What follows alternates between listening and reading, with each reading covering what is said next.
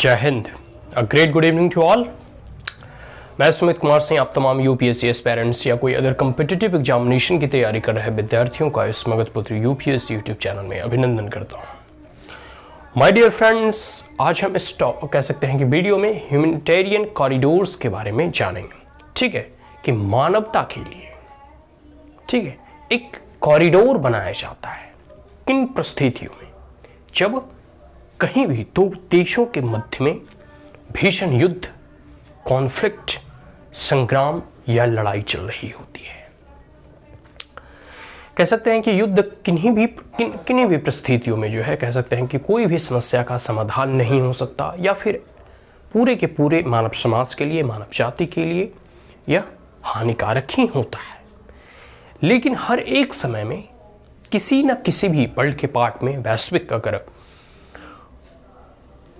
Map को देखोगे तो हर एक समय में कहीं ना कहीं कोई ना कोई दो देशों के मध्य में कॉन्फ्लिक्ट हमेशा चल रहा होता है।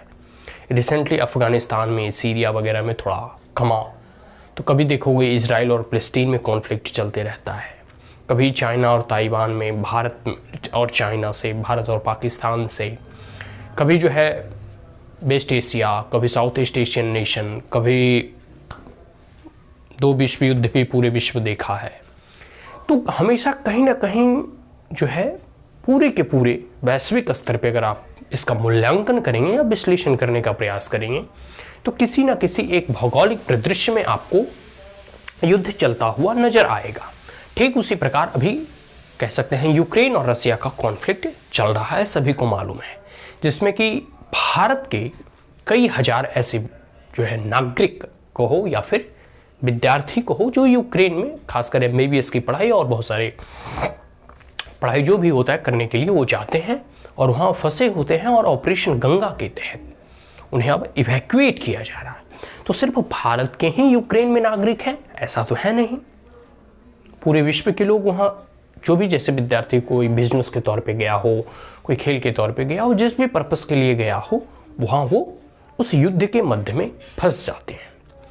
अब क्योंकि भारत का संबंध रशिया के साथ भी अच्छा है, यूक्रेन के साथ भी अच्छा है, या ना भी अच्छा रहा हो, तो किसी भी दुश्मन राष्ट्र को, आम सिविलियन पर वो अटैक नहीं करते, क्योंकि उसकी दुश्मनी, उनकी फाइट जो है, कह सकते हैं ना कि हमारे वैदिक काल में बताया गया है कि किसी भी निहत्थे पे लोग वार नहीं किया करते, जो शस्त्रहीन है उस पर प्रहार नहीं किया करते। तो वही कह सकते हैं ना कि वॉर का भी एक इथिक्स होता है, युद्ध की एक धर्म नीति होती है। जैसे महाभारत वगैरह में होता था कि संध्या के बाद फिर, मतलब दिन भर कुरुक्षेत्र में युद्ध चल रहा है, रणक्षेत्र में जो है कौरव और पांडवों पर प्रहार कर रहे हैं, लेकिन संध्या जैसे ही सूर्यास्त होता है फिर दोनों आते हैं, आपस में मिलते हैं, वार्तालाप होता है, मतलब संध्या के बाद कोई किसी पे प्रहार नहीं करता है, युद्ध विराम हो जाता है। तो युद्ध की अपनी ही एक इथिक्स होती है, एक नैतिक होते है, उसका एक आचरण होता है। अभी भी वैश्विक स्तर पर कहीं भी युद्ध होता है तो ऐसा कहा जाता है कि युद्ध आपका जो है, जो आपका दुश्मन है, मतलब जैसे इधर से सेना लड़ रहा है, उधर से भी सेना लड़ रहा है, इन दोनों के मध्य में होगा, आपको सिविलियन पे अटैक नहीं करना है। लेकिन हमेशा ऐसा होता नहीं है।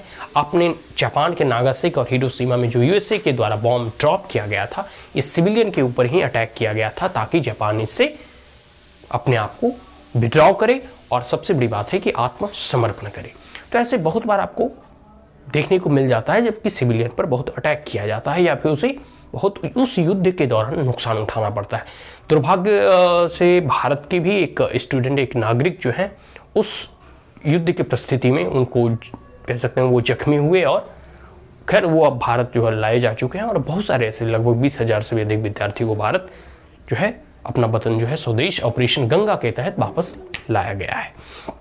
ये तो ये चीज हो गया। तो ह्यूमैनिटेरियन जो कॉरिडोर है, ये एक प्रकार से कॉरिडोर और गलियारा, आप इसका हिंदी अर्थ जान लें। और गलियारा का मतलब है कि एक प्रकार का फ्री पासेस, कि जो भी नागरिक, जो भी सिटीजन वहाँ फंस चुके हैं, या जो युद्ध की परिस्थिति में उस पर किसी भी प्रकार का जख्मी या चोटिल हुए हैं, तो उसे एम्बुलेंस, मेडिसिन या तमाम वो ऐसे रिलीफ और रेस्क्यू के मेजर्स वहाँ अपनाए जा सके, ताकि सिविलियन को अधिक नुकसान उठाना ना पड़े।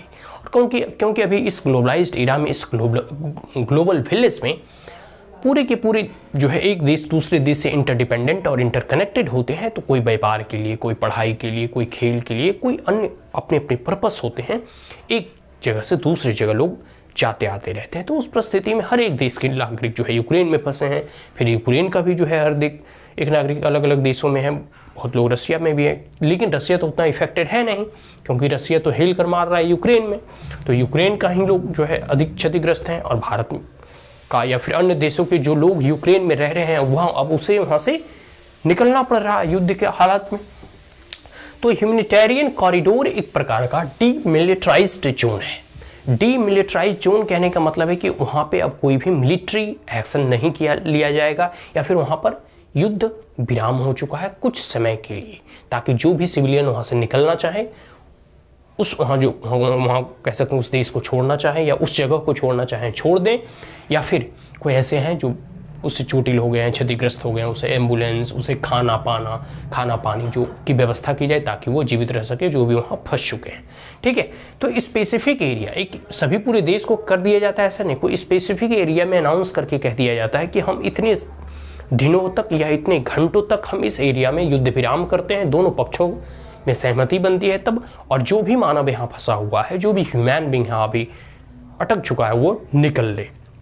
ठीक है, फॉर स्पेसिफिक टाइम, और कुछ ही घंटे के लिए, कुछ ही दिनों के लिए, हमेशा के लिए नहीं। अगर हमेशा के लिए होगा तो फिर युद्ध विराम सदा के लिए हो जाएगा, मतलब एक संधि हो जाएगी, चलो भाई अब युद्ध और कॉन्फ्लिक्ट समाप्त हो गया। तो रसिया और यूक्रेन की परिस्थिति में कई ऐसे ह्यूमैनिटेरियन ग्राउंड पे ह्यूमैनिटेरियन कॉरिडोर बनाए जा रहे हैं ताकि वो फंसे हुए लोगों को वहाँ से इवैक्यूएट कर सके और कुछ ह्यूमैनिटेरियन एड भी वहाँ पहुँचाया जा सके। इस डेट क्लियर? तो both side of arm conflict को कुछ समय के लिए रोक दिया जाता है।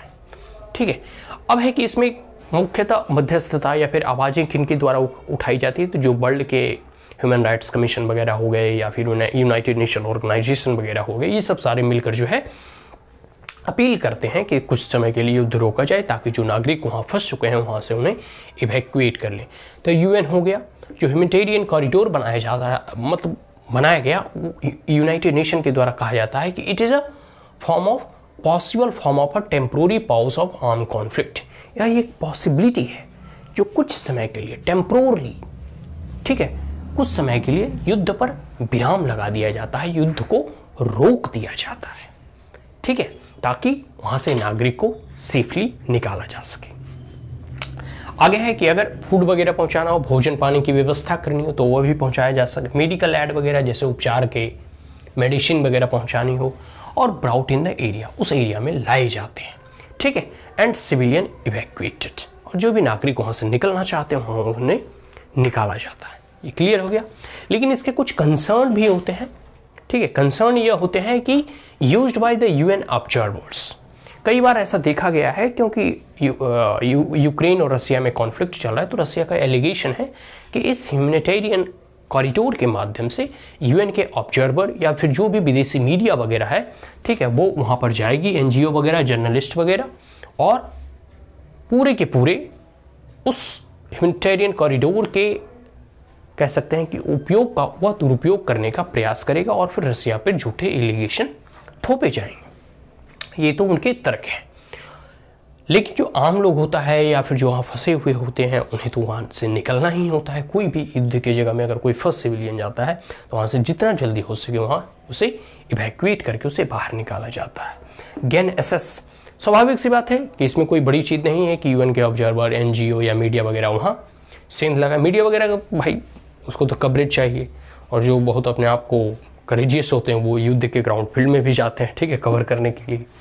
Risk of military political misuse, और साथ साथ मिलिट्री और पॉलिटिकल मिसयूज का भी रिस्क बढ़ जाता है। ठीक है, आगे है स्मगल ऑफ वेपन्स, और साथ साथ फूड और मटेरियल एड, या फिर कह सकते हो कि ह्यूमैनिटेरियन ग्राउंड पे जो है कई बार जो है इस नामों और इस कह सकते हैं कि आप इस नाम पे या फिर इसके पीछे वेपन्स वगैरह का सप्लाई किया जाता है ताकि आने वाले समय में हम युद्ध को और तीव्र गति प्रदान कर सकें। तो यह भी एक नीति होती है कि चलो कुछ समय के लिए युद्ध रोक लो और अपना साजो सामान, आर्म और एमुनिशन को और इकट्ठा करो ताकि आने वाले कुछ समय में और अधिक से अटैक करेंगे।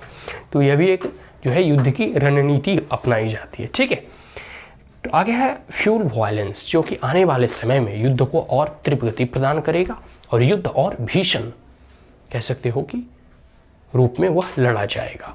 ठीक है, आगे है हु एसेस। अब है कि कौन कौन एसेस कर सकता है इस ह्यूमैनिटेरियन कॉरिडोर पर। यह भी दोनों देशों, जो दो देशों के मध्य में कॉन्फ्लिक्ट होता है, जैसे अभी रसिया और यूक्रेन में चल रहा है, इनके द्वारा ही डिटरमाइन किया जाता है, इनके द्वारा ही तय किया जाता है। जैसे ठीक है, न्यूट्रल एक्टर। न्यूट्रल एक्टर कहने का मतलब है जो निष्पक्ष हो, जो किसी के भी पक्षधर नहीं हो।